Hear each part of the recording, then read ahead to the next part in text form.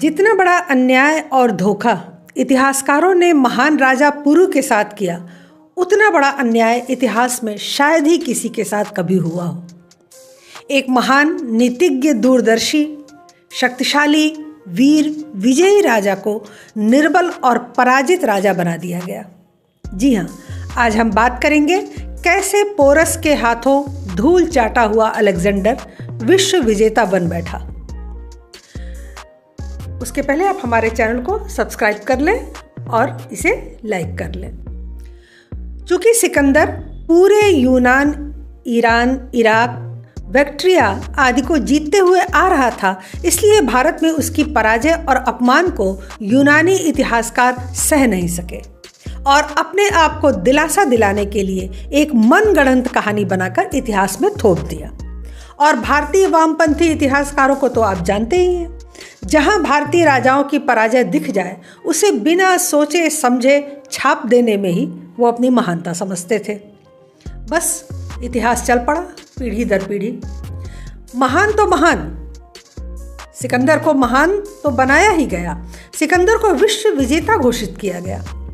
अगर मान लें कि सिकंदर ने पोरस को हरा दिया था, तब भी वो विश्व विजेता कैसे हो गया? पोरस तो एक राज्य का राजा था और भारत में उस तरह के अनेक और विशाल राज्य थे। पोरस पर विजय, भारत पर विजय तो कहीं नहीं जा सकती है। और भारत तो दूर, चीन, जापान जैसे अनेक एशियाई देशों को अभी जीतना बाकी था। फिर वो विश्व विजेता कहलाने का अधिकारी कैसे हो गया? भारत में तो अनेक ऐसे राजा हुए जिन्होंने विश्व को जीतकर राजसूय यज्ञ करवाया था, पर बेचारे यूनान के पास तो एक ही घिसा पिटा योद्धा था, तो बेचारों ने उसे विश्व विजेता कहकर घोषित किया, संतोष किया। यह भी बताया गया कि सिकंदर बहुत दयालु व सहृदय व्यक्ति था।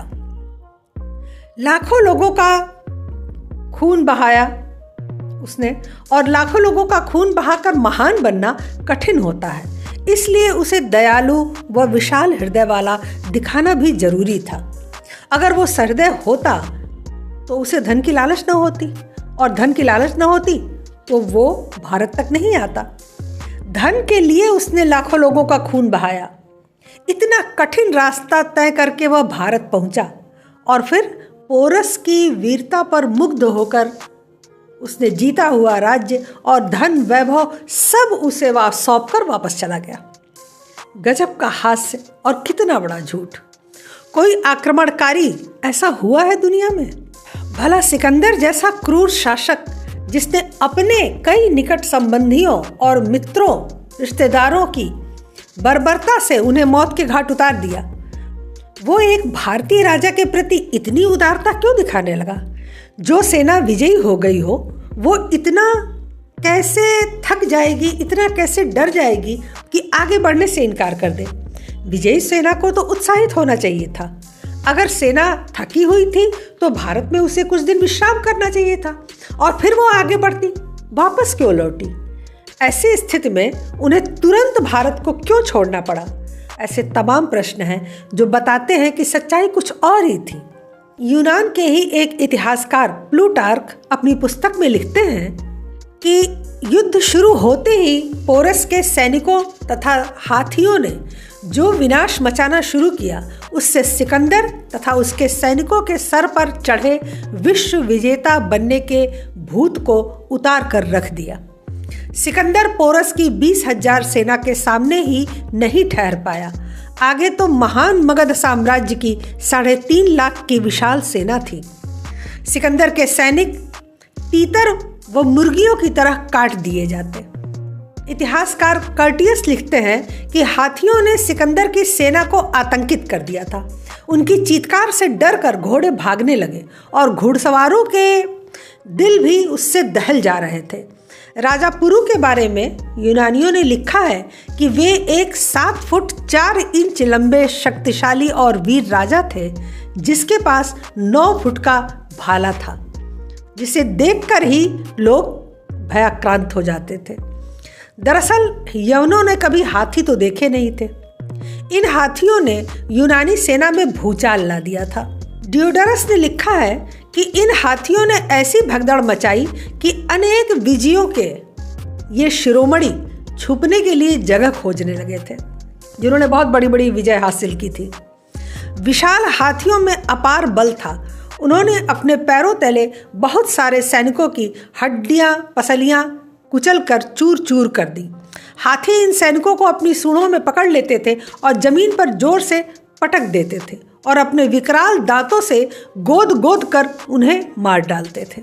इथोपियाई महाकाव्यों का संपादन करने वाले E.A.W. बैज लिखते हैं कि झेलम के युद्ध में सिकंदर की अश्वसेना का अधिकांश भाग मारा गया था।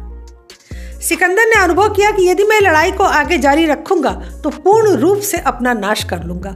अतः उसने युद्ध बंद करने की राजा पुरु से प्रार्थना की। भारतीय परंपरा के अनुसार पुरु ने शत्रु का वध नहीं किया। ये सारी बातें किसी भारतीय द्वारा नहीं बल्कि विदेशियों द्वारा कही गई हैं। अब अगर इतने प्रमाणों के बाद भी कोई न माने कि सिकंदर ने आत्मसमर्पण कर दिया था, तो हम कैसे मान लें कि पोरस के सिर को काट कर लाने का शपथ उठाने वाले सिकंदर ने न केवल पोरस को जीवन दान दिया बल्कि अपना जीता हुआ राज्य भी दान कर दिया।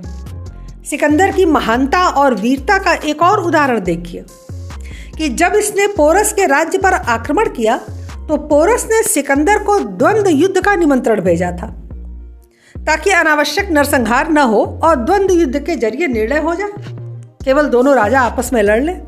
पर इस वीरतापूर्ण निमंत्रण को पोरस ने स्वीकार नहीं किया। अब सोचिए कि वीर कौन था, महान कौन था। युद्ध के बाद पोरस ने सिकंदर को उत्तर मार्ग से वापस जाने की अनुमति नहीं दी। विवश होकर सिकंदर को दक्षिण मार्ग के उस खूंखार जनजाति के कबीले वाले रास्ते से जाना पड़ा, जिससे होकर जाते जाते सिकंदर इतना घायल हो गया कि अंत में उसे अपने प्राण ही त्यागने पड़े, मात्र 32 वर्ष की अल्पायु में। इन सब के बावजूद भारतीय इतिहासकारों ने पोरस को इतिहास में स्थान देने योग्य समझा ही नहीं। इतिहास में एक दो जगह इनका नाम आ भी जाता है तो बस सिकंदर के सामने बंदी बनाए गए एक निर्बल निरीह राजा के रूप में, और उसमें भी महाराज पुरुराज का नाम बदलकर पोरस बताया जाता है, जबकि ऐसा यूनानियों ने किया था। नाम तो उनका पुरुराज था, यूनानी उसे अपनी भाषा में पोरस कहते थे, लेकिन हमारा इतिहास पोरस से ही भरा हुआ है।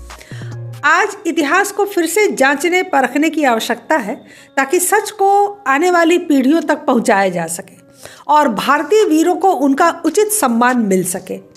पश्चिम और वामपंथी इतिहासकारों ने तो भारत को हमेशा हारा हुआ दिखाने का प्रयास किया था।